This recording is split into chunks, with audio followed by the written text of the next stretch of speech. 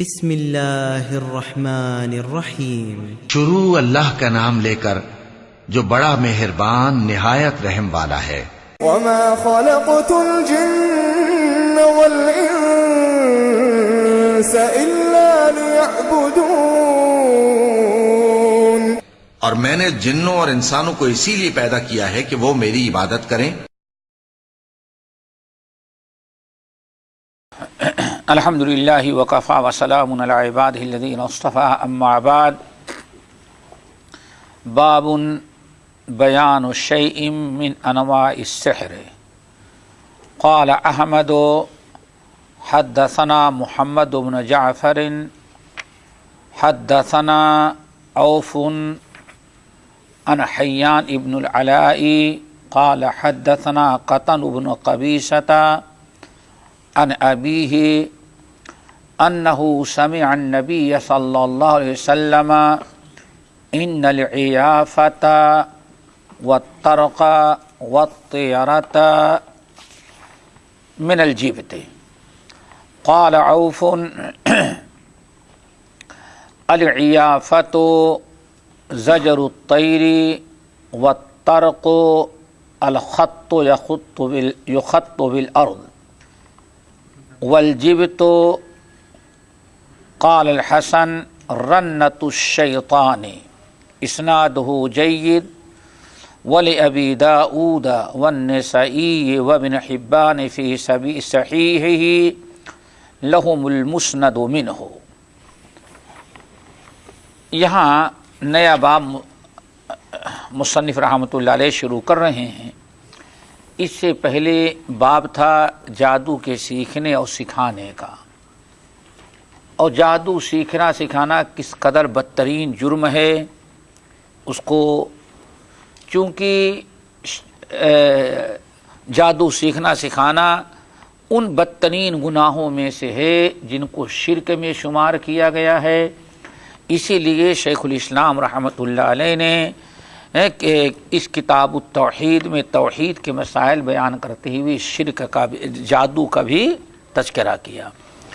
پھر ساتھ میں یہ بھی واضح کر دیا کہ جادو کے سیکھنے سکھانے کا حکم کیا ہے، یہاں تک کہ آخر میں بات یہاں شیخ الاسلام نے میں نے ختم کی کہ جادوگر، جادو کرنے کرانے والے، سیکھنے سکھانے والوں کی سزا کیا ہے۔ یہ آج کا نیا باب جو ہے اس میں بھی شیخ الاسلام رحمۃ اللہ علیہ جادو کی بعض قسمیں بیان کر رہے ہیں جو جادو ہیں یا جادو کے مانند ہیں۔ لوگوں میں عام طور پر وہ چیزیں پائی جاتی ہیں لیکن لوگ ان کو جادو نہیں سمجھتے۔ اچھا، جادو سے ڈرتے سب ہیں لیکن جادو جلدی سمجھنے کے لیے کوئی تیار نہیں ہوتا۔ جادو سے سب ڈرتے ہیں لیکن جادو سمجھنے اور سیکھنے کے لیے یا جو کر رہا ہے وہ جادو ہے اس کو اقرار کرنے کے لیے تیار نہیں ہوتا۔ اس سلسلے میں اس باب میں شیخ الاسلام رحمۃ اللہ علیہ نے 5 احادیث نقل کی ہیں۔ 5 احادیث نقل کر کے ایسی چیزیں بیان کی گئی ہیں جو ایک اعتبار سے جادو ہیں اور ان کا کرنا کرانا بھی ناجائز اور حرام ہے۔ ان میں پہلی حدیث جو نقل کر رہے ہیں وہ ہے جس کو امام احمد بن حنبل رحمۃ اللہ علیہ نے اپنی مسند میں، امام ابو داود، نسائی، ابن حبان وغیرہم نے نقل کیا ہے۔ امام احمد بن حنبل رحمۃ اللہ علیہ کہتے ہیں ہم سے حدیث بیان کیا محمد ابن جعفر نے، اور وہ کہتے ہیں ہم سے حدیث بیان کیا عوف نے، عوف کہتے ہیں ہم سے حدیث بیان کیا حیان ابن العلا نے، حیان ابن العلا کہتے ہیں ہم سے حدیث بیان کی ہے قطن بن قبیصہ نے اپنے والد سے یعنی قبیصہ رضی اللہ تعالی عنہ سے کہ انہ سمع النبی صلی اللہ علیہ وسلم، کہ انہوں نے نبی علیہ السلام کو فرماتے ہوئے سنا ان العیافۃ والطرق والطیرۃ من الجبت، تین چیزیں، عیافہ، طرق، عیافہ، طرق اور طیارہ، تین چیزیں۔ من الجبت، یہ بھی جبت کی ایک قسم ہے۔ اس سے پہلے آپ لوگ پڑھ چکے ہیں کہ امیر المومنین عمر ابن الخطاب رضی اللہ تعالی عنہ کہتے ہیں کہ جبت سے مراد کیا ہے؟ سحر، جادوگر، جادو۔ اور جب یہ بات پچھلے باب میں واضح ہو چکی ہے، اور وہ بھی کوئی معمولی شخص کی تفسیر نہیں، امیر المومنین عمر ابن الخطاب رضی اللہ تعالی عنہ کی، جس کو امام بخاری رحمۃ اللہ علیہ نقل کیا کہ الجبت السحر والطاغوت الشیطان، پیچھے بات گزر چکی۔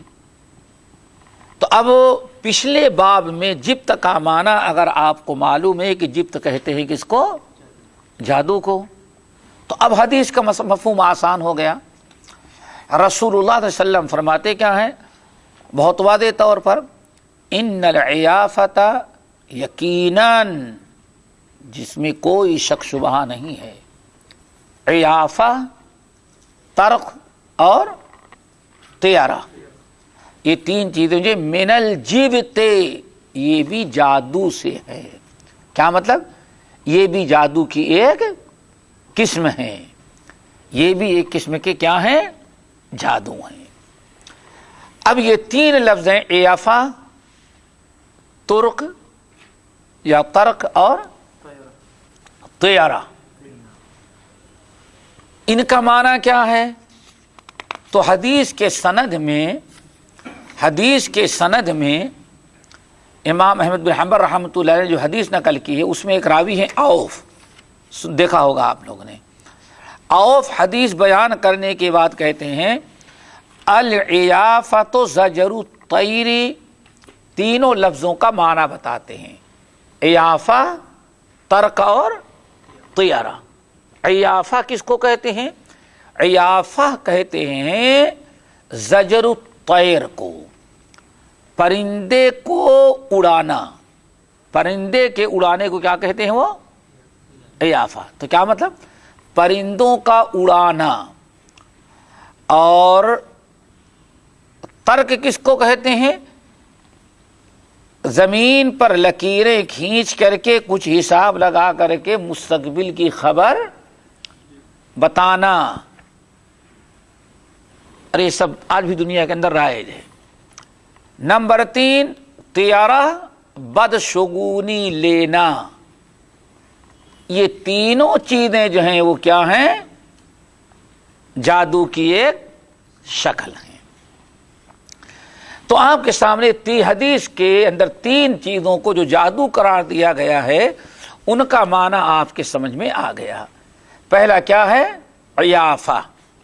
عیافہ کہتے ہیں زجر الطیر، یعنی پرندوں کو اڑانا، اور پرندوں کے اڑنے سے نیک فال یا قسمت معلوم کرنا۔ پرندوں کے اڑانے کا اور پرندوں سے قسمت معلوم کرنے کا سلسلہ آج بھی ہے۔ مثال کے طور پہلے تو ایک چیز آپ سمجھ لیں کہ نبی علیہ الصلاۃ والسلام ارشاد فرماتے ہیں اللہ تعالیٰ نے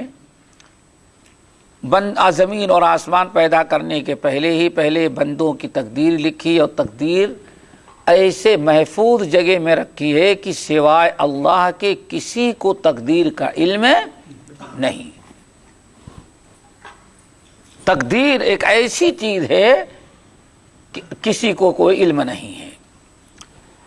اب جب اللہ تعالی کے علاوہ کسی کو تقدیر معلوم ہی نہیں، اور وہ بھی رسول اللہ صلی اللہ علیہ وسلم ارشاد فرماتے ہیں، قرآن و حدیث کے اندر موجود ہے، تو پرندوں کو تقدیر کا علم کیسے اڑ سکتا ہے، کہ کیسے ہو سکتا ہے؟ یہ تو بہت ہی گری ہوئی چیز ہوگی کہ نبی فرمائے کہ ایسا علم ہے تقدیر کا کہ اللہ کے علاوہ کسی کو معلوم ہی نہیں، اور ہم کو تقدیر کیا بتا دے؟ طوطے، ببگے اور پرندے اور کبوتر بھی بتا دیں۔ پرندوں کے اڑانے کی کئی شکلیں ہوتی تھیں. ایک شکل تو ہے جو جائز ہے، جس کو جادوگری نہیں کہیں گے، جس کا کوئی تعلق جادو سے نہیں. وہ کیا ہے؟ آپ حضرات جانتے ہیں کہ پرندے کبھی درختوں میں، جھاڑیوں میں بہت ہی زیادہ چھپ کر کے چھپے رہتے ہیں، نظر نہیں آتے. اور بہت سارے پرندوں کے کلر بھی درختوں کے پتوں کے ہی رنگ کے ہوتے ہیں. اگر آپ پرندوں کا شکار کرنا چاہیں تو جھاڑیوں میں پرندے نظر نہیں آتے. اس لیے پہلے کیا کیا جاتا ہے؟ پرندوں کو کچھ شور مچا کر کے، آواز لگا کر کے پرندوں کو وہاں سے اڑایا جاتا ہے. اب شکاری جو ہوتا ہے یا تو بالکل تیار رہتا ہے، پرندے اڑے مار دیں اڑتے ہوئے پرندوں کو، یا دیکھتے ہیں کہ پرندہ کہاں جا کر کے بیٹھا. دیکھیں پرندوں کو آپ اڑا رہے ہیں، یہاں قسمت نہیں معلوم کر رہے ہیں، بلکہ شکار کرنے کا ارادہ ہے. نہ اس کا تعلق کفر سے ہے، نہ شرک سے ہے، نہ ناجائز سے ہے، نہ حرام سے ہے. ایک ہے. اور پرندوں کا ایک اڑانا یہ ہے جس کو یہاں ذکر کیا شرک ہے، حدیث میں جس کو شرک قرار دیا گیا، جادو قرار دیا گیا. وہ کیا ہے؟ اللہ اکبر. جاہلیت میں، پیچھے میرے خیال سے بات گزر چکی یا آئے گی بھی تیارہ کی بحث آگے، اسلام سے پہلے جاہلیت میں آدمی راستہ پکڑ کر کے جاتا. ایک شکل تو یہ تھی، راستہ پکڑ کے چلتا. راستہ پکڑ کے جا رہا ہے، اگر کہیں پرندہ کوئی آواز لگاتا ہوا اڑا دائیں جانب سے اڑ جاتا تو کہتے کہ خیر خیر خیر خیر، یعنی جس کام کے لیے ہم جا رہے ہیں وہ کام ہمارا ہو جائے گا، خیر خیر. بشارت کون سنا رہا ہے ہم کو؟ فرشتے نے دائیں طرف سے اڑ کر کے بتا دیا. اور اگر بائیں طرف سے اڑتا آواز لگاتا ہوا کہتے شر شر شر، بس بیڑا غرق ہو گیا، بیڑا غرق ہو گیا، بیڑا غرق ہو گیا، اب کچھ بھی کامیابی نہیں، کیوں واپس چلو. پرندے نے بتا دیا کہ ہاں جہاں تم جا رہے ہو یا جو کام کرنا چاہتے اس میں کوئی خیر نہیں بلکہ شر ہے. آدمی وہیں سے واپس آ جاتا تھا. آگئی بات سمجھیں؟ سیدھے واپس آ جاتا، واپس آ کر کے بیٹھ جاتا. وہ پھر کبھی کوشش کرتا، لیکن وہ یہ نہیں کہتا تھا کہ ہاں ستارہ گردش میں بھی اتنے ہزار جمع کر دیے تو ستارہ تمہارا بیٹھا دیں گے. صرف یہ نہیں، یہ اب جاری ہوا اس زمانے میں. ایک تو یہ ہے، اس کو شرک کہا گیا ہے. الطیرۃ شرکن، الطیرۃ شرکن. اسی لیے حدیثوں کے اندر آیا، نبی علیہ السلام جا رہے تھے، پرندہ اڑا، کسی نے کہا خیر خیر خیر، آدمی اسکت، خاموش ہو جاؤ، لا خیر ولا شر. شر اور خیر اللہ تعالیٰ کی طرف سے ہوتا ہے. اس پرندے کو اللہ کس چیز میں کیا خیر ہے، وہ کیا شر ہے تمہارے حق میں، اس کا علم نہیں ہے. پرندے کو علم نہیں ہے. اس کو کیا کہا جاتا ہے؟ عیافہ. اب یہاں سوچیں، یہ بھی ایک قسم کا جادو ہے. جادو کس کو کہتے ہیں؟ جادو کہتے ہیں اس طریقے کو کہ آپ اپنے عمل کے ذریعے یا اپنے گفتار کے ذریعے کسی کو نقصان پہنچائیں اور دیکھنے میں کوئی چیز نظر نہ آئے. آپ نے فیصلہ کر لیا یہ عمل ہمارے حق میں خیر نہیں، یہ عمل ہمارے حق میں شر ہے. اگر پرندہ دائیں جانب سے اڑ گیا تو کہتے ہیں کہ یہ میرے حق میں کیا ہے؟ خیر. اور بائیں جانب سے اڑتا تو کیا کہتے ہیں؟ شر ہے. اب پرندے کے اڑنے میں کیا خیر اور شر ہے؟ پرندے کو اڑتے ہوئے تو دیکھا ہے آپ نے، لیکن جس بات پر یقین کر رہے ہیں اس کو آپ نے دیکھا نہیں ہے. اور نہ تو شریعت نے قرآن پاک میں کہیں یہ بتایا کہ پرندہ اگر دائیں جانب سے اڑ جائے تو سمجھو کہ خیر ہے، اور بائیں جانب سے اڑ جائے تو سمجھو اللہ تعالیٰ نے شر رکھا ہے. نہیں، یہ بھی نہیں، بلکہ اسلام نے اس کو شرک قرار دی. یہ بھی ایک قسم کا کیا ہے؟ شرک، یعنی جادو. نمبر 2، کچھ لوگ پرندے پال رکھتے تھے جو آج بھی موجود ہے اور پہلے بھی موجود ہے. اب یہ پاکستان کے تو نہیں بتا سکتا، ہندوستان میں لوگ جانتے ہیں کہ ابھی بھی آدمی جا رہا، ہندو خاص طور سے جا رہا ہو، سامنے سے اگر بلی گزر گئی تو واپس ہو جاتا ہے. نہیں، یہ میرے حق میں بہتر نہیں. ارے اب رام اور کرشن کے پجاریوں کو کیسے بتایا جائے کہ ہاں بلی کے گزرنے سے تقدیر کیسے بدل جائے گی؟ ہاں، مسلمان بھی ہے، سوچنے کی چیز ہے. ہاں، اسی لیے آج امارات میں کسی کے نیچے آدمی مر جائے تو وہ تو کوئی بات نہیں بھائی، پولیس کیس ہو جائے گا، جو ہوگا دیکھا جائے گا. اور بلی مر جائے تو وہیں گاڑی روک کر کے کھڑا ہو جاتا ہے کہ بلی مر گئی اب خیر نہیں. وہ سب سے پھر مولانا صاحب سے پوچھو اس شر سے بچنے کا کیا طریقہ ہے. اتنے ہم خوف زدہ ہو جاتے ہیں. یہ حوادث جو ہیں ان کا کوئی تعلق آپ کی زندگی کے لکھی ہوئی تقدیر سے نہیں ہے. تو ایک اور دوسرا طریقہ کیا ہے؟ پرندے پال رکھے جاتے ہیں، پالے جاتے تھے پہلے، ہو سکتا ہے ابھی پالے جاتے ہوں. پرندے پالے رکھتے تھے، پال رکھتے تھے کچھ لوگ. اور کسی کو اپنی خیر و شر کی قسمت معلوم کرنا ہے تو پرندے والے کے پاس جاتا تھا. اب وہ پرندہ والا، پرندے کا مالک اپنی جو فیس وغیرہ ہوتی لیتا اور اپنا پرندہ چھوڑ دیتا.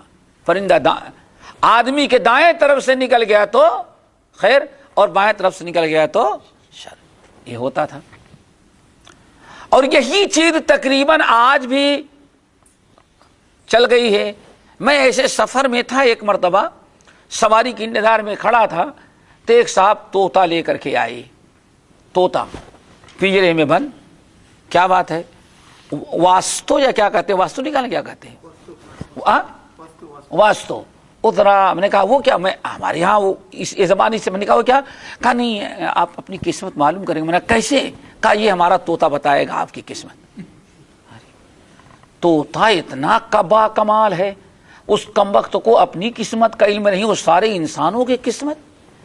لیکن ہے کیا میرے بھائی، قرآن پاک کہتا ہے جب انسان اپنے عقیدے توحید کو نہیں درست کرے گا تو دنیا میں سب سے ذلیل مخلوق ہو جاتا ہے.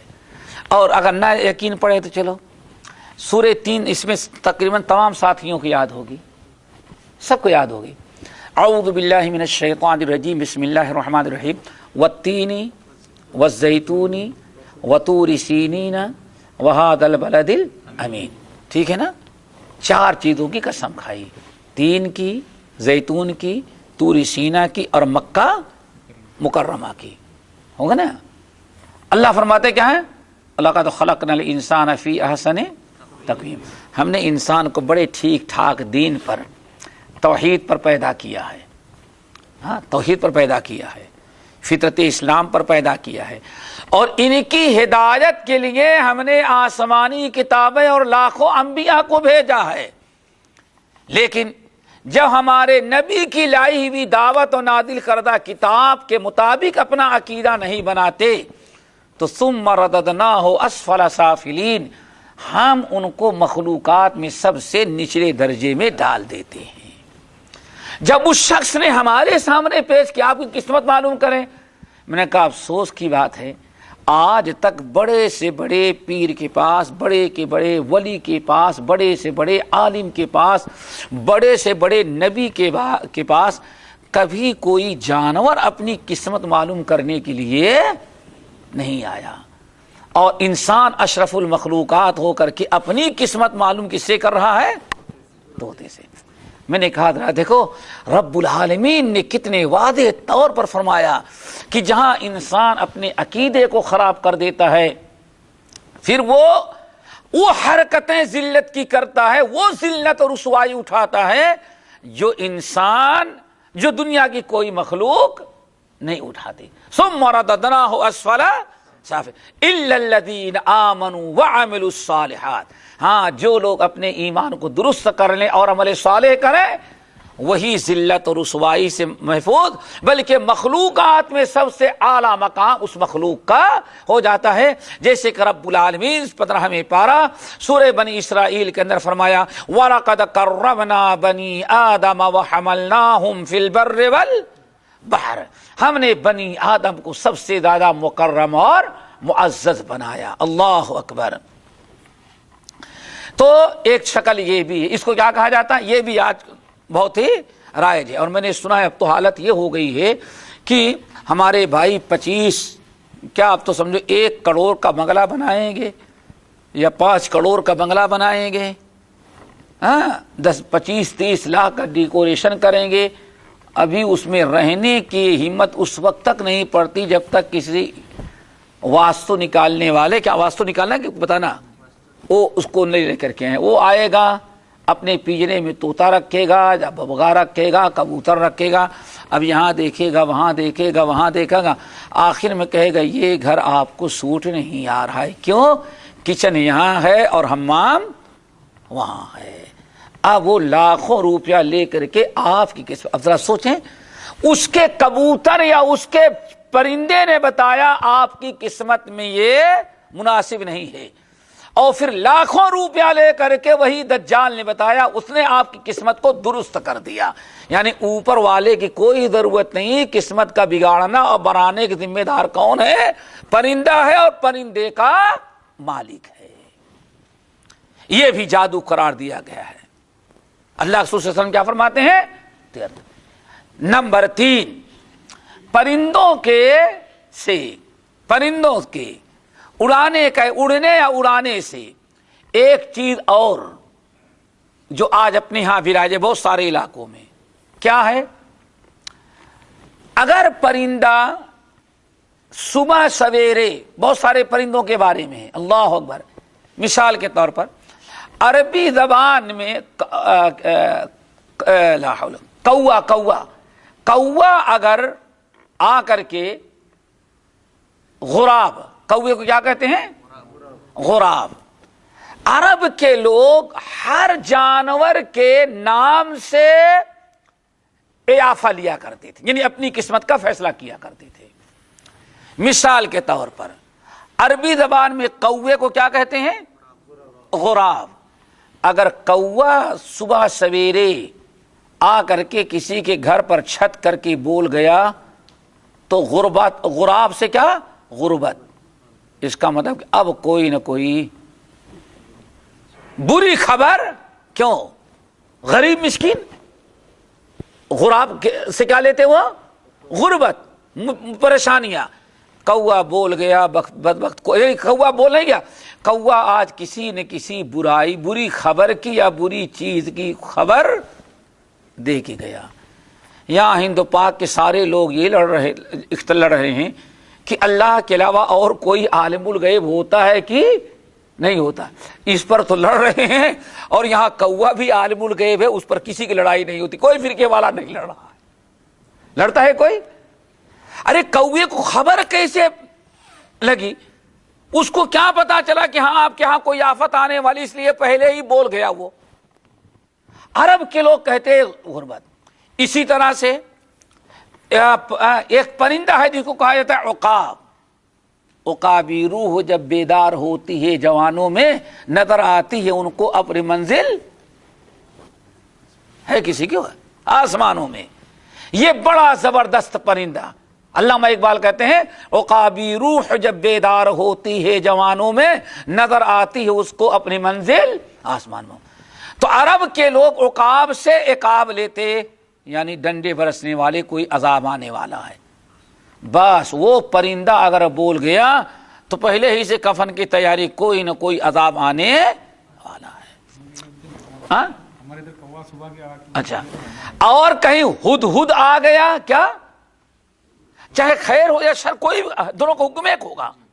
ہدہد تو ہدہد کہتے ہدا سے ہے، یعنی اگر ہدہد آ گیا صبح بول گیا تو اب شام تک کوئی نہ کوئی خیر اور برکت آنے والی۔ اس طرح سے بہت ساری شکلیں تھی کس کی؟ عیافہ کی۔ کب؟ جب نبی علیہ السلام رحمت للعالمین اسلام لے کر کے آئے اور قرآن پاک لے کر کے آئے، تو اس وقت اس طرح سے عیافہ اور یہ شرکی عقیدہ بہت زیادہ لوگوں میں پایا جا رہا تھا۔ یہ تو ہے عیافہ۔ والترق، ترق کہا جاتا ہے طریق سے ہے۔ کیا ہے؟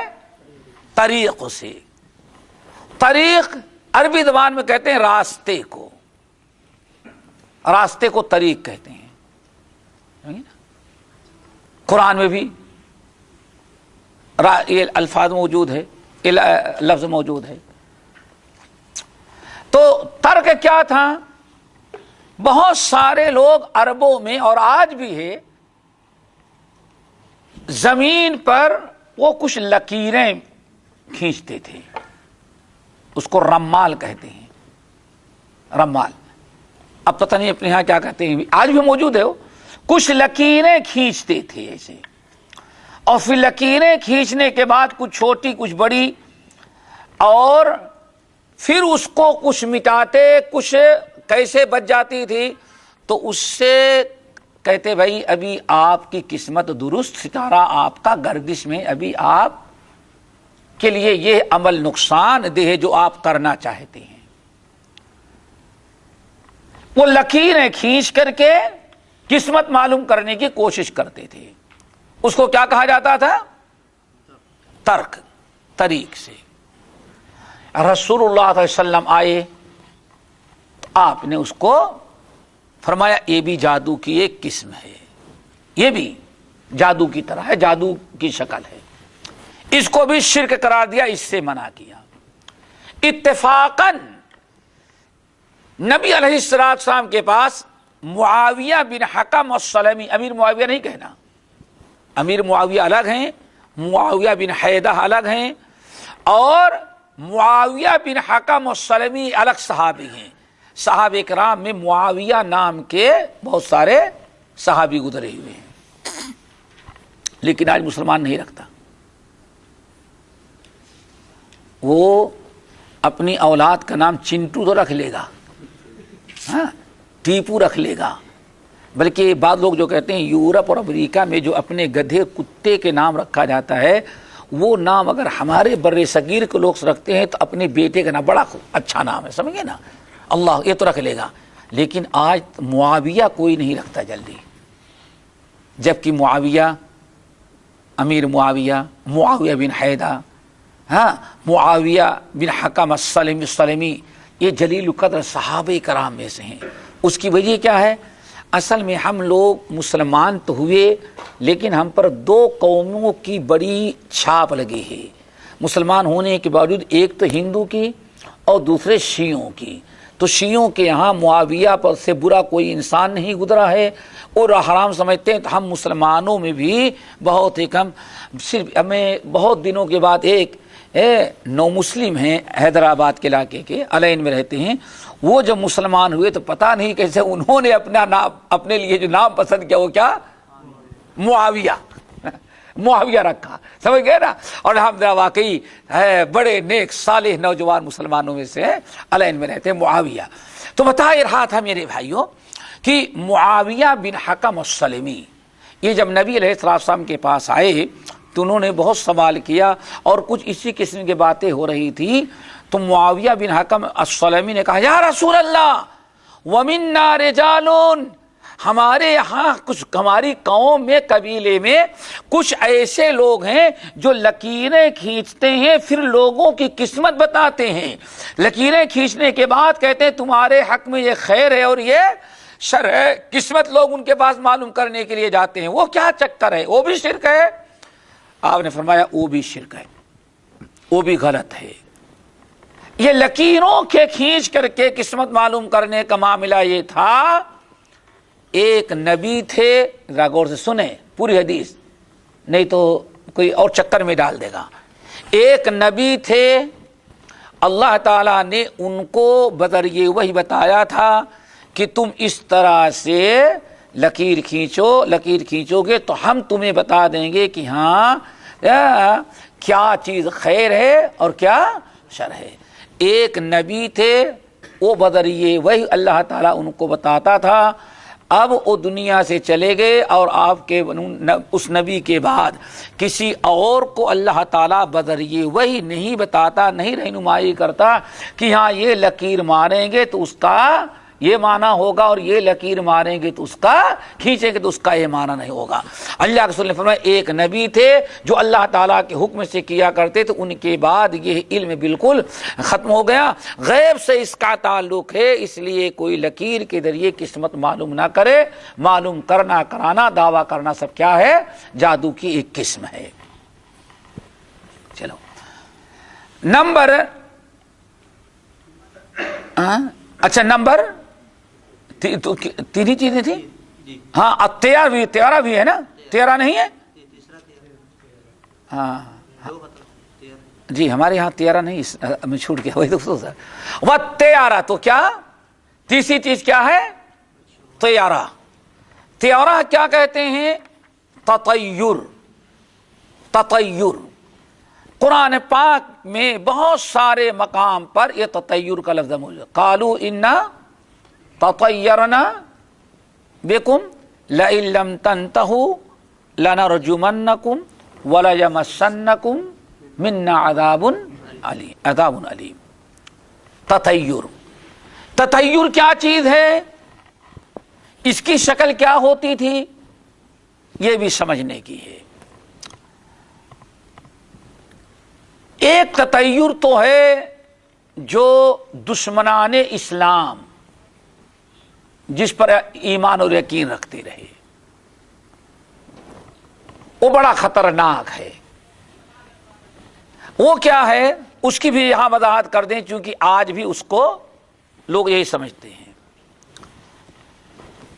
تطیر فرعون کی قوم، حضرت نوح علیہ السلام کی قوم، اور جو سورہ اعراف میں یا سورہ یاسین میں موجود ہے، جس گاؤں میں اللہ نے تین نبی اکٹھا بھیجے تھے، جب لوگ گناہ کرتے اللہ تعالیٰ کسی کی بگڑی ہوئی قوم کی ہدایت کے لیے نبی بھیجتے، تو چونکہ اللہ تعالیٰ کا ایک دستور یہ ہے کہ جب تک اللہ تعالیٰ ہدایت کی راہ بتانے والا کسی قوم کے پاس نہیں بھیج دیتے، تب تک اللہ ان کی گمراہیوں پر ان کو سزا نہیں دیتے۔ کیوں؟ وَمَا كُنَّا مُعَذِّبِينَ حَتَّى نَبْعَثَ رَسُولًا۔ اللہ تعالیٰ کتنا بھی انسان گناہ کرے، لیکن جب تک گناہ اور ثواب، ضلالت اور گمراہی، حق اور باطل، جائز اور ناجائز کی وضاحت کرنے والے نبی ان کے پاس نہیں آتے، اللہ تعالیٰ کا پیغام نہیں پہنچتا، تب تک اللہ ان پر عذاب نہیں نازل کرتا۔ مشرک قوم اہل باطل باپ دادا کے رسم و رواج پر مزے سے عیش کرتے رہتے ہیں، لیکن اسی پر مر جائیں تو جہنم میں جائیں۔ اللہ تعالیٰ کی رحمت جوش میں آتی ہے، اللہ تعالیٰ ان کے پاس نبی اور پیغمبر بھیجتے ہیں۔ اللہ تعالیٰ کے نبی اور پیغمبر جب اس قوم میں آتے ہیں اور اللہ تعالیٰ کا پیغام پہنچاتے ہیں اور کہتے ہیں جو تم لوگ کر رہے ہو یہ سب غلط ہے، اترکوا ما کان یعبد آباؤکم، باپ دادا جن کی پوجا کرتے تھے ان کو چھوڑو، ایک اللہ وحدہ لا شریک کی عبادت کرو، میں اللہ کا نبی اور پیغمبر ہوں، میری اطاعت و فرما برداری کرو، نافرمانی اور تکذیب کرنے سے بچو۔ اگر نبی کے آ جانے کے بعد نبی اللہ تعالیٰ کا پیغام سناتے، پیغام پہنچاتے، پھر بھی اگر قوم ایمان نہ لاتی تو اور جھٹلانے پر اور نبی پر اور ایمان لانے والوں پر طرح طرح کی بلائیں، آفتیں نازل یعنی تنگ کرنے کی کوشش کرتے رہتے، تو اللہ تعالیٰ اب ان پر عذاب نازل کرتا۔ اور عذاب کیسے؟ چھوٹے چھوٹے عذاب۔ پہلے تو اللہ تعالیٰ چھوٹے چھوٹے عذاب نازل کرتا۔ عذاب نازل کرنے کا مقصد یہ ہوتا کہ ان کو ہوش آ جائے۔ ایک عذاب آیا، اس پر ہوش نہیں آیا، دوسرا عذاب۔ اللہ رب العالمین فرماتے ہیں وَلَنُذِيقَنَّهُم مِّنَ الْعَذَابِ الْأَدْنَىٰ دُونَ الْعَذَابِ الْأَكْبَرِ لَعَلَّهُمْ يَرْجِعُونَ، ہم بڑے عذاب سے پہلے ان کو چھوٹے چھوٹے عذاب کا مزہ چکھاتے ہیں تاکہ شاید یہ لوگ ہوش میں آ جائیں اور ہدایت کی راہ اختیار کریں۔ اور لیکن اللہ رب العالمین نے جب عذاب نازل کیا تو عذاب تو نازل کیا، لیکن قوم کو اس عذاب کا احساس نہیں ہوا۔ موسیٰ علیہ السلام نے جب اللہ تعالیٰ کا پیغام پہنچایا اور اللہ رب العالمین نے فرعونیوں پر عذاب نازل کرنا شروع کر دیا، اب انہوں نے کیا کہا؟ قالوا اطیرنا بک وبمن معک، کہنے لگے کہ موسیٰ دیکھو جب تک تم نہیں آئے تھے کوئی عذاب نہیں آتا تھا، تمہاری نحوست کی وجہ سے ہمارے اوپر عذاب آ رہا ہے۔ یعنی اللہ کے انبیاء جو ہوتے ان سے لوگ بدشگونی لیتے، اللہ کا عذاب آتا ان کے گناہ کی وجہ سے، لیکن شیطان ان کے گناہ پر ان کو احساس نہیں پیدا ہونے دیتا تھا، بلکہ کہتے ہم پر جو عذاب آ رہا ہے ہم تو ٹھیک ٹھاک تھے نبی کی نحوست کی بنا پر۔ اسی لیے جب موسیٰ علیہ السلام کے بعد آنے کے بعد قوم پر عذاب آنے لگا تو فرعونیوں نے اپنی اصلاح نہیں کیا۔ کیوں؟ انہوں نے عذاب کا قصوروار ذمہ دار کس کو ٹھہرایا؟ موسیٰ علیہ السلام ایمان والوں کو۔ اسی طرح سے سورہ یاسین کے اندر پورا آپ پڑھ ڈالیں واقعہ وَجَاءَ مِنْ أَقْصَى الْمَدِينَةِ رَجُلٌ يَسْعَىٰ، پورا پڑھ ڈالیں۔ اللہ رب العالمین نے ایک گاؤں کے اندر 2 نبی بھیجا، دونوں کو جھٹلایا، پھر تیسرے نبی کو بھیجا، تیسرے نبی نے آ کر کے قوم کو ڈرایا تو قوم نے کیا کہا؟ اِنَّا تَطَيَّرْنَا بِكُمْ، ہم لوگوں پر جتنی مصیبتیں آ رہی ہیں ہم سمجھتے ہیں کہ صرف تمہاری وجہ سے آ رہی ہیں۔ لَئِن لَّمْ تَنْتَهُوا، اگر تم لوگ اب اپنے وعد و نصیحت اور اپنی دعوت و تبلیغ سے باز نہیں آتے تو لَنَرْجُمَنَّكُمْ، ہم لوگ تمہیں سنسار کر دیں گے۔ اللہ اکبر، جس کو کہتے ہیں الٹے چور کوتوال کو ڈانٹے، ان پر اللہ کا عذاب آ رہا ہے تاکہ ہوش میں آئیں، لیکن وہ اللہ تعالیٰ کے عذاب کو عذاب نہیں سمجھتے بلکہ تینوں نبیوں کی نحوست سمجھتے ہیں کہ تم منحوس لوگ ہو آ گئے، اس کی وجہ سے ہم پر عذاب۔ اللہ اکبر۔ اور اللہ رب العالمین کیا فرماتے ہیں؟ افسوس ان لوگوں کو کیا ہو گیا ہے، جب ان پر ہم نے عذاب نازل کیا تو کیوں نہیں انہوں نے توبہ استغفار کیا؟ عذاب نازل کرنے کے بعد اور یہ کفر میں بڑھ گئے۔ اور بعین ہی آج آپ دیکھ لیں دنیا والوں پر جتنا عذاب آ رہا ہے بے دینوں کی وجہ سے۔ کس کی وجہ سے؟ بے دین۔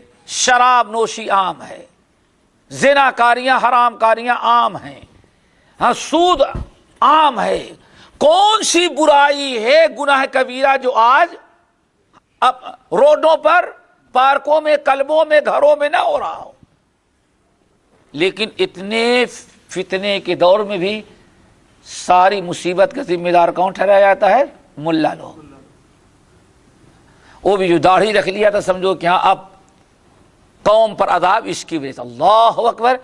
یہ شیطانی مگر وَزَيَّنَ لَهُمُ الشَّيْطَانُ أَعْمَالَهُمْ، شیطان ان کے گناہوں کو ان کی نگاہوں میں خوشنما بنا دیتا ہے، انبیاء اور علماء کی دعوت و تبلیغ کو، مصلحین کی اصلاح کو ان کے نگاہوں میں دہشت گردی اور آفت بنا کے پیش کرتا ہے۔ ایک تو یہ تھا تطیر، اس کو قرآن نے کہا ہے۔ رب العالمین نے ارشاد فرمایا آپ ان سے کہیں انما طائرکم عند اللہ، ہماری دعوت، ہماری اصلاح، ہماری تبلیغ اور ہماری اسلامی دعوت کی وجہ سے تم پر عذاب نہیں آ رہا ہے، بلکہ تم پر عذاب آ رہا ہے رب کی نافرمانی کرنے کی بنا پر آ رہا ہے۔ ایک تطیر تو یہ ہے۔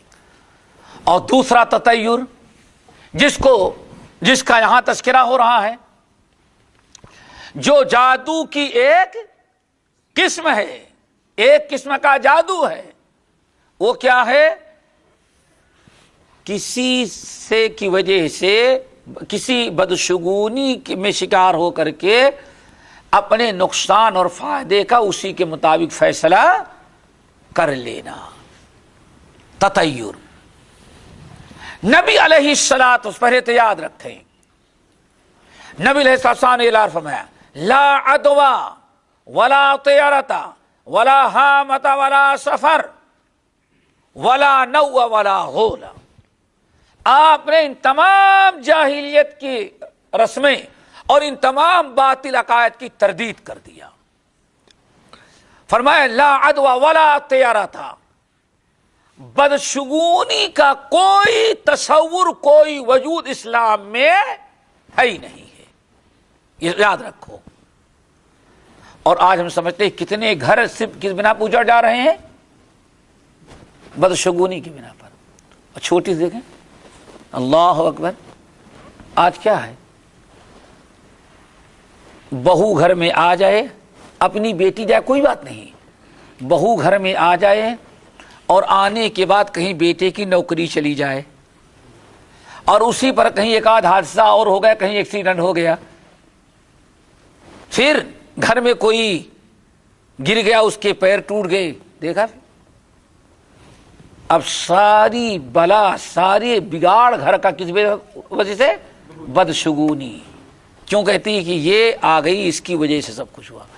اب وہ ساس اس بہو سے کیسے اچھا سلوک کر سکتی ہے جس بہو کے متعلق شیطان نے یہ ساس کے دل میں ڈال دیا ہے کہ اس کی وجہ سے تمہارے بیٹے کی نوکری گئی، اس کی وجہ سے تمہارے ہاں یہ مصیبت ہے۔ کیا محبت پیدا ہو سکتی ہے؟ اور میں سمجھتا ہوں اس سب کو اس کا سامنا کرنا پڑتا ہوگا۔ جہاں بد عقیدگی تھوڑی سے ہو، کچا عقیدہ ہو، یا یہ تصور نہ ہو کہ لا بدشگونی کا کوئی تصور اسلام میں نہیں، اس کا کوئی وجود ہے ہی نہیں ہے، لیکن سارا بگاڑ، اللہ اکبر۔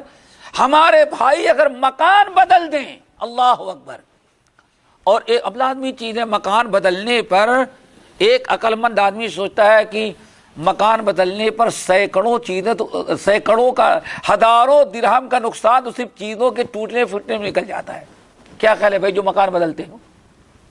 ارے کہیں پک اپ پر الماری کا شیشہ ٹوٹ گیا، 100-200 ہو گیا، برتن ٹوٹ گیا، ہاں، ارے وہ تو ٹوٹنے والی چیز ہے، برتن پتہ نہیں کتنے کتنے نقصان ہو جاتے ہیں، لیکن پک اپ سے سامان گیا صحیح سالم، وہاں سیٹ بھی کر دیا، کسی دن بچے سے گر کر کے ایک پلیٹ ٹوٹ گئی، چلو بھائی کوئی بات نہیں، پھر بچہ سیڑھی وہ چڑھ رہا تھا، گر گیا، اس کا دانت ٹوٹ گیا۔ اب بدشگونی ذرا دیکھو، انہی ایام میں کہیں بلی رات کو بول جائے، پھر بدشگونی کا نتیجہ یہ نکلا، کہیں 1-2 حادثہ اور ہو جائیں، یہ گھر ہمیں راس نہیں آ رہا ہے، راس آئے گا لیکن شیطان آپ سے شرکیہ عمل کروا لے گا تب۔ اب آپ کو بھڑکا دیا کہ یہ مکان آپ کو راس نہیں آ رہا ہے، اب یا تو مکان چھوڑیں، اور یہ کب ہوگا؟ آپ صبر کریں گے، لیکن آپ ان سے 2-4 آدمی سے تذکرہ کہ بھائی کیا بات ہے یار، مکان بدلنے کے بعد روزانہ کچھ نہ کچھ نقصان، برتن ٹوٹ گیا، بچہ گرا سیڑھی پر سے، اس کا دانت ٹوٹ گیا، بیوی حمام میں جا رہی تو اس کا پیر پھسلا، اس کا پیر ٹوٹ گیا، تو سامنے والا کیا، اس کا مطلب یہ گھر، اس گھر میں کچھ، یہ گھر تمہیں راس نہیں آ رہا۔ بس اب نحوست نے آپ کو، بدعقیدگی نے پریشان کر کے رکھ دیا۔ نبی علیہ السلام کی حدیث پر اگر توحید آپ کی مضبوط ہوتی اور اس حدیث پر عمل ہوتا کہ لا طیرۃ، بدشگونی کا کوئی وجود نہیں ہے، تو اتنی پریشانی آپ کو آتی نہیں۔ کیوں؟ اللہ اکبر، اگر اچھا کام ہو گیا، اللہ رب العالمین نے نعمتوں سے نواز دیا تو الحمدللہ، اور اگر کچھ پریشانیاں ہوئی تو انا للہ۔ فضل ہوا جب بھی اللہ تعالیٰ کے حکم سے، ما اصابکم من مصیبت فبما کسبت ایدیکم ویعفو عن کثیر، اے لوگو تمہارے پیر میں کانٹا نہیں چبھتا مگر اسی وقت جب اللہ تعالیٰ کا حکم ہوتا ہے۔ اللہ اکبر۔ تو آپ نے فرمایا لا عدوہ ولا طیرہ تھا۔ یہاں ایک چیز ہم میں سے بہت سارے ساتھیوں نے سنا ہوگا اور حدیث پڑھتے رہتے ہیں کہ اللہ کے رسول نے فرمایا 3 چیزوں میں نحوست ہے نا؟ سنا ہے؟ ایک عورت میں، دوسرے گھر میں، اور تیسری سواری میں۔ اب کسی بھائی کو حدیث یاد ہوگی تو ہی ابھی تک سوچ رہا ہوگا یہ کیسے کہہ رہے ہیں کہ اسلام میں نحوست نہیں ہے، ہم نے تو حدیث پڑھی ہے کہ انما الشوم فی ثلاثہ، بدشگونی نحوست کتنی چیزوں میں ہے؟ بیوی میں۔ اور بیوی میں کتنی نحوست ہے؟ بڑے ہمت والے جا کر اپنی بیوی سے کہتے ہیں تمہارے اندر نحوست ہے، پھر درا کے کتنی خیر رہے گی آپ کی، جا کے کر کے دیکھ لو۔ ارے سوچو ذرا سا، بیوی خیر و برکت والی چیز۔ صرف ایک حدیث سنو، اللہ رسول کیا فرماتے ہیں؟ جس نے صدق کے دل کے ساتھ نکاح کر لیا اس نے آدھا، بیوی کی برکت سے آدھا اسلام اس نے محفوظ کر لیا۔ حدیث ہے کہ نہیں ہے بھائی؟ یہ کیا نشانی؟ نحوست کی نشانی ہے۔ بولو بھائی، جو مخلوق ہمارے لیے اتنی خیر و برکت والی کہ اللہ رسول فرمائے جس انسان نے شادی کر لیا فقط اس نے اپنے آدھے ایمان آدھے اسلام کو، صرف روزہ نماز نہیں، آدھا اسلام اس نے محفوظ کر لیا۔ فَلْيَتَّقِ اللَّهَ فِي الْبَاقِي، اب اس سے صرف آدھے دین کی حفاظت کرنے کی ضرورت ہے، آدھا دین تو اس کی بیوی نے محفوظ کر دیا۔ ایسی بابرکت۔ پھر دوسری حدیث اور سنو، جس مخلوق کے متعلق اللہ رسول یہ بیان فرما رہے ہوں، مستفاد المومن مستفاد المومن بعد تقوی اللہ، تقوی اللہ اور ایمان کے بعد ایک مومن کو سب سے بڑی خیر و برکت کی چیز جو ملتی ہے وہ کیا ہے؟ دیندار بیوی۔ وہ کہیں نحوست والی ہو سکتی ہیں، اللہ کے رسول کی حدیثوں کے نافرمانی کر ہم نے ایک ہی رات جانے کے بعد کہہ دے بیوی تم منحوس ہو، بس دیکھ لیں کیا پتہ چل جائے گا منحوس کہنے کے کیا انجام نکلتا ہے۔ میرے بھائیو، حدیث پوری اس طرح سے ہے۔ اللہ رسول نے ارشاد فرمایا اے لوگوں یاد رکھو اسلام میں نحوست کا کوئی وجود نہیں ہے، لا عدوہ ولا طیرہ تھا، کوئی نحوست ہے ہی نہیں اسلام کے اندر۔ ان کان فی شیء، اگر نحوست کسی چیز میں ہوتی تب اللہ ان 3 چیزوں میں رکھتا۔ کیا پتا چلا؟ نحوست کا کوئی وجود، یہ لفظ ان والی روایت لوگ چھوڑ دیتے ہیں۔ اگر کہیں نحوست ہوتی جیسے تم لوگ سمجھتے ہو تو کس میں ہوتی؟ 3 میں، عورت میں، گھر میں اور سواری میں۔ کیوں؟ ہر وقت 24 گھنٹے زندگی گزارنی ہے عورت کے ساتھ، بات بات میں لڑتی، جھگڑتی، کوستی۔ آپ نے فرمایا نحوست ہوتی تھی ان 3 چیزوں کے اندر ہوتی، لیکن نحوست کا کوئی تصور اسلام میں ہے ہی نہیں۔ آگے بات سمجھ میں؟ اسلام میں کوئی چیز منحوس، کوئی نحوست کا تصور نہیں، لا عدوہ ولا طیرہ تھا۔ آگے دیکھو، یہ 3 چیزیں ہو گئی۔ آن فرمایا من الجبت، یہ تینوں چیزیں کس سے ہیں؟ جادو سے۔ عیافہ، ترک یعنی لکیر کے ذریعے، لکیر کا سلسلہ آج کل ہے کہ نہیں ہے؟ یہ دیکھو کس دنیا میں رہتے ہو؟ ارے پہلے زمین پر ہوتی تھی، اب تعویذ کے نام پر پیپر میں ہوتی ہے۔ ہاں تعویذ کھول کر کے دیکھو کتنی لکیریں کھینچی ہوئی اس میں، فرق اتنا ہے، پہلے زمین پر تھی اب کیا ہے؟ پیپر پر۔ لکیریں آج بڑی زبردست لکیریں ہوتی، سمجھ گئے نا؟ نسخے ہیں تو یہ آج بھی موجود ہے۔ ان تمام چیزوں کو اللہ نے فرمایا جادو سے ہے۔ چلو ایک چیز تو یہ ہو گئی، حدیث آ گئی نا؟ قال الحسن، حسن نے کہا، حسن کون؟ امام حسن ابن ابی الحسن البصری رضی اللہ تعالی عنہ، امام حسن بصری یہ بصرہ کے رہنے والے ہیں، تابعی ہیں، اور بڑی خوش نصیبی کیا ہے، ام المومنین ام سلمہ کے تربیت یافتہ ہیں، سے تربیت یافتہ ہے۔ امام حسن بصری رحمۃ اللہ علیہ کی تربیت جس نے کیا وہ کس نے کیا ہے؟ کون ہے؟ ام سلمہ ام المومنین ام سلمہ رضی اللہ تعالی عنہ، اپنے وقت کے امام، مجتہد، اللہ اکبر۔ ایک مرتبہ ان کی عزت کا، ان کے علم کا، ان کے مقام و مرتبے کا عالم یہ تھا کہ ایک مرتبہ کوئی گاؤں کا رہنے والا، دیہات کا رہنے والا ایک شخص گورنر بصرہ سے ملنا چاہتا تھا۔ بصرہ کے جو گورنر تھے، حاکم تھے، ان سے ملنا چاہتا تھا۔ بیچارہ کئی دن کا سفر طے کر کے آیا، پلٹ کر کے بصرہ میں داخل ہوا۔ اب لوگوں سے پوچھتا ہے بھائی حاکم صاحب کہاں ہیں؟ لوگوں نے کہا کہ چلے جاؤ اس شہر میں جاؤ، یہاں شہر کے کنارے نہیں رہتے۔ چلے بھائی، چلا آیا بھائی، شہر میں ایک دو محلہ، بصرہ بڑا شہر تھا، آگے بڑھا، صاحب ہمیں حاکم بصرہ سے ملنا ہے۔ کہا وہ اس محلے وہاں اس علاقے میں جاؤ، کیا کہتے ہیں، ہاں بڑے بڑے لوگ آباد ہوتے بھائی، سیکریٹریٹ کیا کون سے ایریا کہتے ہیں جہاں سب سرکاری سیکریٹریٹ، وی آئی پی تو تم ہو، تم لوگ وی آئی پی ہو، اس علاقے میں جاؤ۔ وہاں گیا، وہاں پوچھا، کہا کہ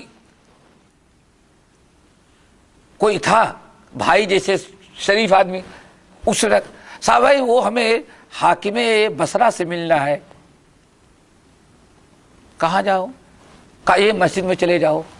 وہ بدو کہتا ہے عجیب آدمی ہے، ابھی محل میں بھیجا جا رہا تھا اور آخر میں ملا تو کہاں بھیج رہا ہے؟ مسجد کے اندر۔ ارے مسجد کے اندر آیا تو پوری مسجد چاروں طرف سے بھری ہوئی، نوجوان، بوڑھے، ادھیڑ، کوئی کاغذ قلم لیا ہے، کوئی کاپی لیا ہے، کوئی بیگ ویسے ہی ہے، اور ان تمام چیزوں کا وجود تو تھا ہی نہیں اس زمانے میں۔ بہرحال بھرا پڑا ہے، اور بیچ میں ایک بوڑھا آدمی بیٹھا درس دے رہا ہے، اور لوگ اس کی باتیں آگے تک بڑھا رہے ہیں۔ اللہ اکبر۔ لوگوں سے پوچھا کہ بھائی حاکم وہ کون ہے جس کی حکومت بصرہ پر، حاکم کون ہے؟ لوگوں نے کہا یہ ہے۔ کہا یہ تو مولانا ہی نہیں چاہیے، وہ چاہیے جو ہیڈ آفس میں بیٹھتا ہے، گورنر ہاؤس میں بیٹھتا ہے۔ کہا کیا کرو گے؟ کہا اس سے کام ہے۔ اللہ اکبر۔ لوگوں نے بتایا کہ وہاں، لیکن وہ بدو بڑا پریشان، بدو بڑا پریشان۔ کہا کہ آخر اس کے ہاں ہم جا کر کے دیکھے، دو ناتور بیٹھے ہیں، اندر پتہ نہیں اکیلا ہے کہ دو ہے یا تین ہے۔ یہ پورا بصرہ تو اس مولوی کے پیچھے، یہ جو بوڑھا یہ کون؟ کہا حسن بصری ہیں۔ کہا ارے پورا شہر حسن بصری کے قابو میں، گورنر ان سے محتاج، سمجھ گئے نا؟ بڑا سے بڑا مالدار ان کے پاس آئے، غریب ان کے پاس آئے۔ اللہ اکبر، جس کو دیکھو ان کے پاس آ رہا ہے۔ تو اس وقت لوگوں سے اس نے پوچھا، کہا اس بوڑھے میں کیا خوبی جس کی بنا پر سارا شہر اس کے اشارے پر گھومتا ہے، اور اصل گورنر جو ہے اس کو ڈھونڈنا پڑتا ہے۔ اللہ اکبر۔ کہا کہ بات اصل یہ ہے، یہ جو حضرت حسن بصری بیٹھے ہوئے ہیں، ان کو اللہ نے جو چیز دی ہے پورے شہر کے لوگ اس کے محتاج ہیں، یہاں تک کہ گورنر بھی ان کا محتاج ہے۔ کیا ہے میرے بھائی؟ علم۔ گورنر ہوگا، بیوی کو طلاق دے گا تو کس کو بلائے گا؟ کس سے مسئلہ پوچھے گا؟ امام حسن بصری رحمت اللہ علیہ سے پوچھے گا۔ بڑا سے بڑا تاجر ہوگا، اگر اس کی تجارت میں کہیں حلال و حرام کا مسئلہ آ گیا تو حاکم بصرہ کے پاس نہیں جائے گا، کس کے پاس آئے گا؟ وہ امام حسن بصری کے پاس۔ کہا کہ بات، لوگوں نے کہا بات اصل ہے، اللہ نے ان کو جو دیا ہے سارے لوگ اس کے محتاج ہیں، لیکن لوگوں کو، بادشاہوں کو، کرسی اور مالداروں کو جو مال دیا ہے اللہ نے ان کو کسی کا محتاج نہیں بنایا۔ بدو نے کہا بس اسی لیے اللہ تعالیٰ نے ان کو بغیر بادشاہ کے چنے بادشاہ بنا رکھا ہے ان کو. تو امام حسن بصری رحمت اللہ علیہ بڑے جل قدر عالم ہیں، وقت کے امام ہیں، تابعی ہیں. انہوں نے کہا رنت الشیطان، یہ جبت حضرت عمر فاروق رضی اللہ تعالیٰ عنہ اور دیگر اسلاف نے جبت کا معنی کیا بتایا ہے؟ جادو. لیکن امام حسن بصری نے کیا بتایا؟ رنت الشیطان. کیا مطلب؟ رنہ کہتے ہیں چیخ اور چلانے، آواز بلند کرنے کو. تو گویا کی امام حسن بصری رحمت اللہ علیہ نے رنہ کا معنی جادو کے نہیں بتایا، کیا بتایا ہے؟ شیطان کی آواز. شیطان کی آواز. یہاں اہل علم کہتے ہیں امیر المومنین عمر ابن الخطاب رضی اللہ تعالیٰ عنہ وغیرہ نے جو بتایا کہ جبت جادو کو کہتے ہیں، اور امام حسن بصری رحمت اللہ علیہ جو کہتے ہیں جبت شیطان کی آواز کو کہتے ہیں، دونوں میں کوئی اختلاف نہیں. کیوں؟ جادو ہوتا ہی ہے شیطانی مکرو. جب تک آدمی شیطان کو پیچھے پڑ چکے ہیں کہ کوئی جادوگر جادو کر ہی نہیں سکتا جب تک کہ اپنے جادوگری میں شیطان کو نہ پکارے اور شیطان سے مدد نہ حاصل. تو گویا کہ اس طرح سے کوئی اختلاف نہیں ہے. چلو، اسنادہ جید، یعنی اس حدیث کی سند کیا ہے؟ جید ہے، یعنی اس حدیث کو صحیح قرار دے رہے ہیں. یہ کہاں کی حدیث ہے؟ مسند امام احمد بن حنبل کی. ابھی تک جو آپ نے پڑھا کہاں کی حدیث ہے؟ مسند امام احمد بن حنبل ہے، احمد بن عبد الرزاق وغیرہ ہے، امام عبد الرزاق وغیرہ ہیں. ادھر عبارت سمجھنا، جس کے ہاتھ میں کتاب ادھر دیکھے. اسنادہ جید، یعنی اس حدیث کی سند کیا ہے؟ جید ہے. ولی ابی داؤد، اور یہی حدیث ابو داؤد میں بھی ہے. کہاں ہے؟ والنسائی، اور نسائی میں، وابن حبان فی صحیح، اور اسی حدیث کو امام ابن حبان نے اپنے صحیح کے اندر بھی نقل کیا ہے. گویا کہ مصنف کے مطابق یہ 4 کتابوں کا حوالہ دیا ہے: مسند امام احمد بن حنبل، سنن ابی داؤد، سنن نسائی اور ابن حبان، 4. لیکن یہاں کیا بتانا چاہتے ہیں؟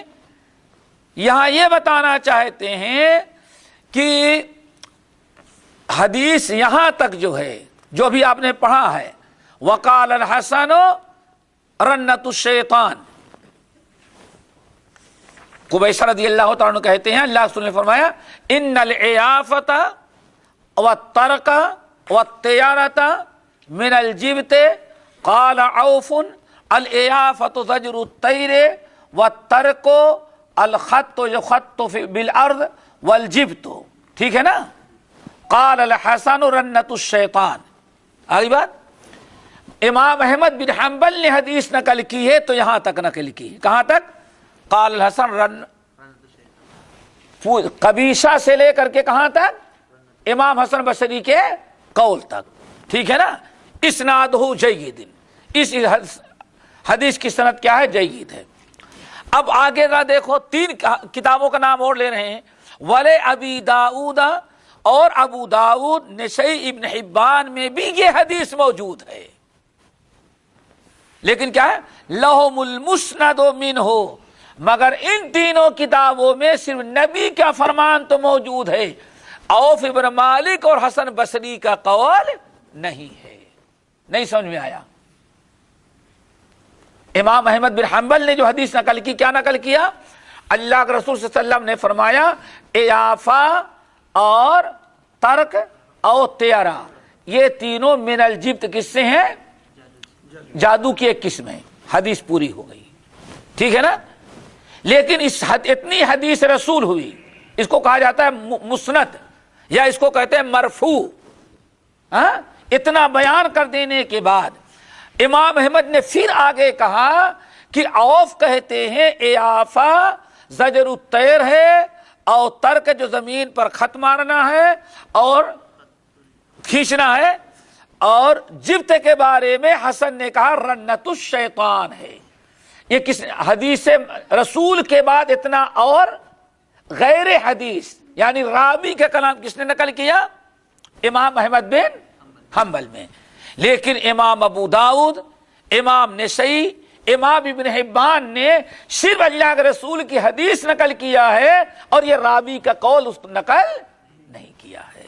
بس یہاں تک رکھتے ہیں، باقی انشاءاللہ دوسری حدیث جو ہے جو جادو کی اور ایک قسم ہے اس کا تذکرہ اگلے ہفتے انشاءاللہ۔